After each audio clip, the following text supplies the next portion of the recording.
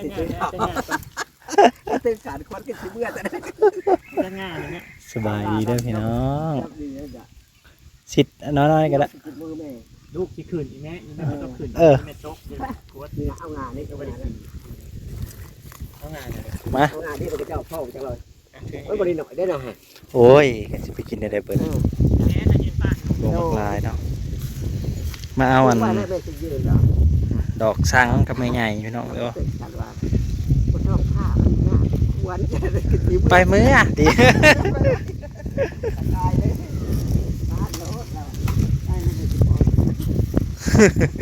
สุดก่อนเอาไว้ขึ้นจ้ะ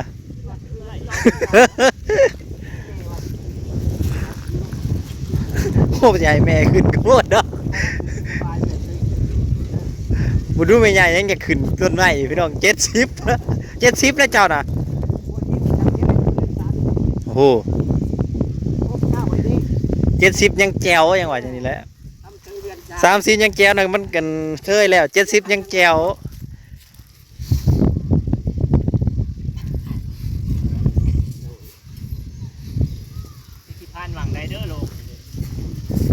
เจ้ากันถ่ายน้อยออกไปนั่นหนึ่งสายแล้วพอยื้อได้แล้วก็สายแล้ว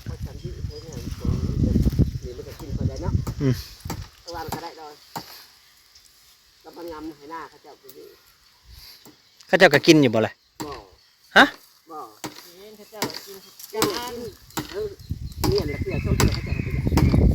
แล้วอันกินมาหลายปี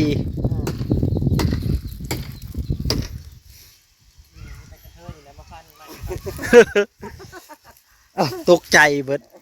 ตัวบักใหญ่ๆหนึ่งมาเรียเลยนะนี่นี่ไงเจ้าของเขาเฮือหลังนี่ตุ้ยอย่าลืมดูนี่มาเรียเฉยมีแต่หายกระเทยเนี่ยแหละขึ้นว่าสัตว์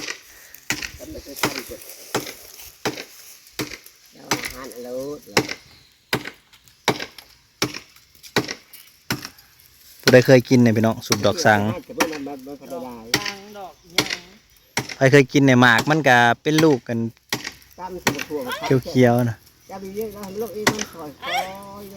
ดี๋ยวไปลงอยู่หรอกปลาลูกเดี๋ยวไงลงเรียบร้อยพ่อเลยจะไปกินอะไรกระดอกแล้วปลาตัวเราหางใหญ่ตัวมือน่ะเราถ้ามามือเดี๋ยวปลาใหญ่มันมาแล้วมันใหญ่แค่นั้นอีกแล้วเก็บดอกสังบัดนี้พี่น้อง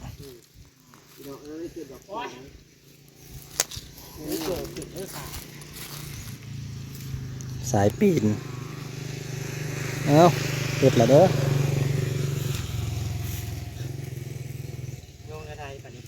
ผู้ใดได้แล้วไปเป็นเมียนั่นแสดงว่าบ่ต้องเห็นยังแล้วปีนต้นไม้กับเมียไถนากับเมีย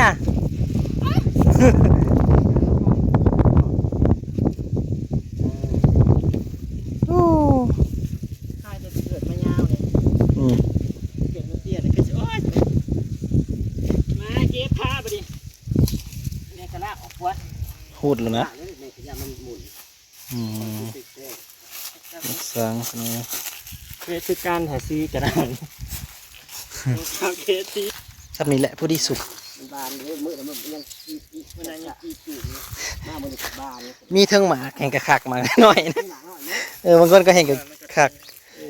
กินหมากันลงมาคาเดียวเหี่ยวละเหี่ยวไว้จะพอจะออกจากโต๊ะเดินจะไปเหี่ยวภายในเคยกินพี่น้องเป็นหมากันไหมนี่เป็นหมาน้อยได้เจอเคยกินเนี่ยแต่ว่าสำหรับชุ่มห้าวนั้นหมักกินเลยว่ะไปอยู่ไซกระต้าเมื่ออยู่โทงอยู่ท่าอยู่โคกก่อนหน้าเขาบอยหน้าพอคนนี่ผ่าขวยนี่คันเห็นน่ะแต่ละปีก็ไปเอาอาหารแล้วมาสูบประจำหน้าเขาบอยลุมหน้าตัวน่ะบ่โอ้ยมีต้นสัง2-3 ต้นปีนี้ประทันเป็นหลาเป็นนันอะไรนะเนาะบางต้นก็มีดาวมันเป็นหมาหน่อยอย่างนี้เนาะเห็นกันแซ่บหอมแนวกินพี่น้องเลยหาบ่ยาก ปี ปีละเถื่อเด้อ หาบ่ยากเนาะกินตามฤดูเด้ ปีละ ยามดอกติ้วก็สูบดอกติ้วดอกสังก็สูบดอกสังใครแล้วบ่สูบดอกงิ้วนะอีกเคยกินเนาะ ว่าดอกนี้เราบ่ได้สูบคือจะได้ก็จะสูบเป็นคือบ่จังเนาะ จังหวะ เอาจบ มีดอกยังว่าเขาเจะสูบมีดอกยังแน่ที่เขาเจะสูบนะ ทอง ดอกทองกับสูบและดอกแดงๆดิ เดี๋ยวได้ดอกทอง อันแดงๆนี่เพื่อนเป็นตะพุนตะกินเด้ ดอกทองเขาก็เฮ็ดกิน กินได้กระแซะคือกันได้ไหมก็กินคือกัน ดอกคูณอันดอกคูณฝรั่งดอกคูณเอียงดอกคูณหินและคูณกิน ล่ำมานะดอกสโนว์ก็เห็นเขาจะมาสูบเสยว่าสปาทุก ให้ดอกกลางคลองเขาก็สุก เนาะบ่เนาะบ่สูบเป็นกลางคอเอง ดอกยางสาทีเขาเก็บไปเนื้อดอกยางดอกมันขาวๆน่ะนะเนี่ย ดอกแค่นะ โบแม่น บ่ดอกแค่นี่ได้ดอกแค่น้ำมันเด้ดอกแค่ดอกนั้น แค่น่ะบอก ดอกแค่น้ำอันมันดอกน้อยขาวหุงเป็นผัวล้ามตามลำนะ เพิ่นสิได้อันดองเพิ่นอยู่ทางแกงขมวนผู้เด้อ โด พี่น้องเว้ย ย โอ้ ซาละ เขาบอกไปน้ำมันทัก คือสิไกลแท้รถเต็มบ่จ๊ะ โอ้นางข้างล่างก็ได้อยู่ ไปเที่ยวพร้อมได้ ตามไป อัน เที่ ไป ยว ขอแหละเราจูผูกขาได้ เพื่อ เที่ ที่ ยว มีโอกาสได้ไปได้บอกไปเด้อน อนบ่ นอนนะกันไปเที่ยวเฮ้ยเที่ยวขับมากันนอน ไปแต่วันที่เจอที่แปดกับพอเมีย ขอมีอะไรกันบ่ายๆไปแบบขอได้แล้วก็ไปแล้วก็ตื่นมาก็นอนอีกคืนหนึ่ง โอ้จะไปเที่ยวเลย ไปเที่ยวทำป้าเชื่อมเที่ยวยังสะค้อนว่ะเปิดสิพาไปลายทำอยู่ เพื่อ นะ ที่มีโอกาสได้ไปอยู่ อืม เปิดสิได้ไป พังเบิ่งก่อน คุยกันก่อน อืม เขาให้ไปกับไปตามนั่นแหละ เที่ยวไปเบิ่งให้เปิดสิพาไปเบิ่งขับนั่นขับนี่สะ เพ ค้อ ราะ น นั่นเจ็บเป็นเครื่องกระต้ามันนี่ข้างเดียวเครื่องกระต้าอย่างนี้ มันดอกใหญ่เนาะ จะซื้อได้ไม่ได้ ค่ะ หมวกกับมาใส่นะไม่ได้ แม่มือนั้นไม่ยังว่าใส่กุ๊บมือนี้บริใส่กุ๊บ เพิ่นบ่เอาอันสามีเพิ่นมานำ สามีก็ได้โทรหา บ่หาก็บ่ติดบ่หับ ติดแต่บ่หับ ที่ติดคือบ่ได้ กระสากแวดไว้ในตู้นี่บ่จัก จังว่าตัวโดนแบบนั้นเมื่อปลาถ้าดิบไปใส่ทงส่งตื่นตกลงได้ รถเหยียบใต้ รถเป็นท้ายก็เหยียบเวลาสงใจรถถึงจะเหยียบเจ้าที่เหยียบนี่ก็ทำรถ เมื่อใดมันเหี่ยแล้วบ่ฮู้มื้ออะ ผมเมื่อแล้วทำไมไอ้ดังบ่บอกมันกันช่วยเลยบ่บอกเลยเลยพอไอ้ดังเห็นโตเขากระทับก็เฮียทับตาเพิ่นกับเพิ่นกับไปซื้อนะ เอาหมออ้วนน่ะเมื่อยแล้วบ่เพียวลายหาใด หาได้กินยำแรง แต่ลายหาใด สมควรค่ะ ปาดโถ เฮ็ดเพื่อนกินบ่เบิด เฮ็ดเฮือนกินบ่เบิด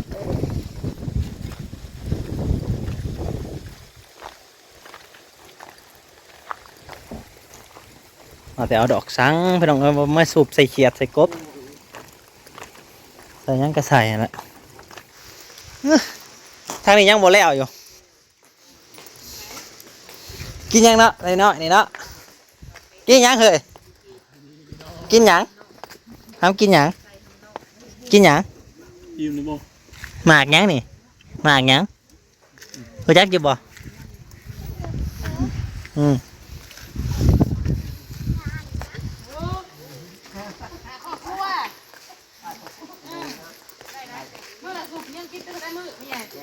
ไปสูบบ่ได้เบิดเนาะมันก็ลาย สบายดีเจ้ากระสูบแล้วก็แบ่งมาให้เขาแน่ บ่ได้แม่ว่าแค่ดอกนิดเดียวเว้ยครับสุกเองครับข้าว มัน จะ ชมผู้ลูกแล้วพี่ให้ใส่มันแค่ เออ นางปีนลืม มาได้ก็นั่งกินให้เขาเรียนเชื่อเขา เอ เลย อเรียนมา มาลายรอได้ บ่อิ่มบ่อิ่ม บาดาวกัน น้ำกินมาแล้ว สักอย่างมันก็ได้ เด้ ออกในบักซี่ จีโน่หยังนี่ใส่แต่บ่บ้านยังบ่ถอดอยู่เสือนะ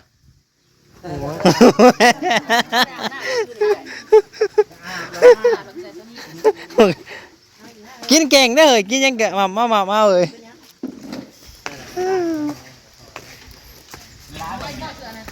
หลายอึดยังดอกสังกันส่วนแล้วเป็นกันโอ้กินยังบ่ได้เศร้า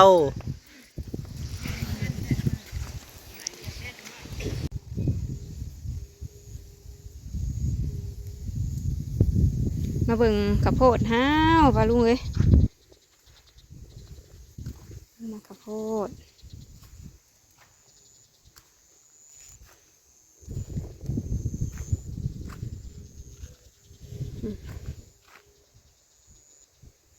ต้นที่ต้นห้าง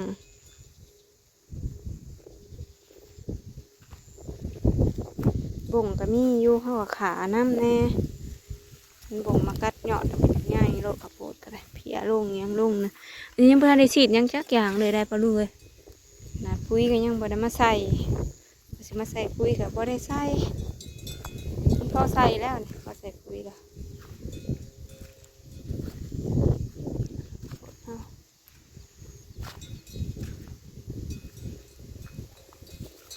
ไว้พอได้กินมันร้ายกับขายน้ำ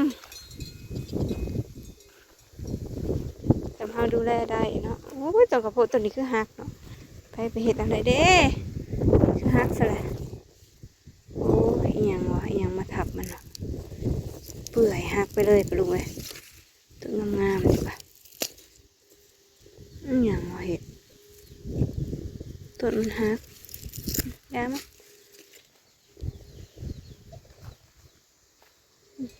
เขาก่อน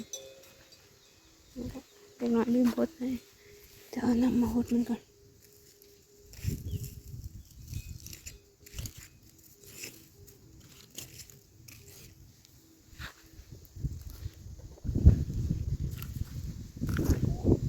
งามแน่กระทั่งฝุ่น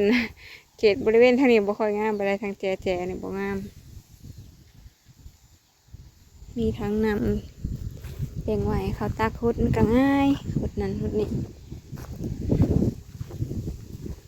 กระถังซื้อมา2 ถังเขาสิไว้เดี๋ยวก็ตักขุดตักขุดตักขุด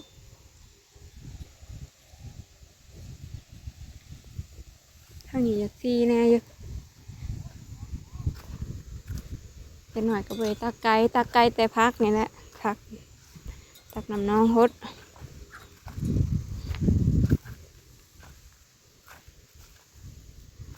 ทั้งแจ๊ทั้งนี้บริฮด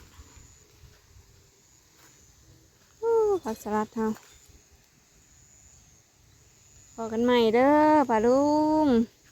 หาคุดล่องสิปลูกข้าวโพดรอบ2ขอบคุณที่ติดตามรับชมขอให้คำลงแรง